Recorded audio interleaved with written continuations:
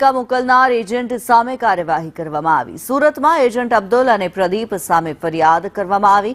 ₹35 લાખ આપી સુરતનો યુવક અમેરિકા ગયો હતો। 6 મહિને ગેરકાયદે રસ્તેથી ઘૂસણખોરી કરાવી હતી। સચિનના ઠગબાજ અબ્દુલ અને પ્રદીપે ખેલ કર્યો હતો। અનેક ગેરકાયદે વિદેશ મોકલ્યા હોવાની શંકા છે, ત્યારે બંદી બનાવી ખતરનાક જંગલો પાર કરાવ્યા। બ્રાઝિલ, પનામાના ખતરનાક જંગલો પાર કરાવ્યા હોવાનું સામે આવ્યું છે। યુએસએ પહોંચતા 14 દિવસ અરેસ્ટ કરી ડિપોર્ટ કરવામાં આવ્યા। ભોગ બનનારે પાણીપતમાં ફરિયાદ નોંધાવી હતી। પાણીપત પોલીસે સુરતમાં ફરિયાદ ટ્રાન્સફર કરી।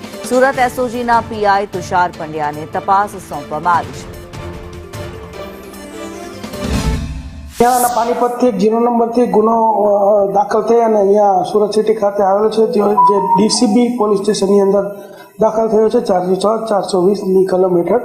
એના જે ફરિયાદી છે એનું નામ છે પંકજ રાવત, કે જેઓ 2024માં અહીંયા સુરત ખાતે ડિંડોલી ખાતે રહેતા હતા અને જે હોજીવાલા ઇન્ડસ્ટ્રીયલ એરિયા છે ત્યાં તેઓ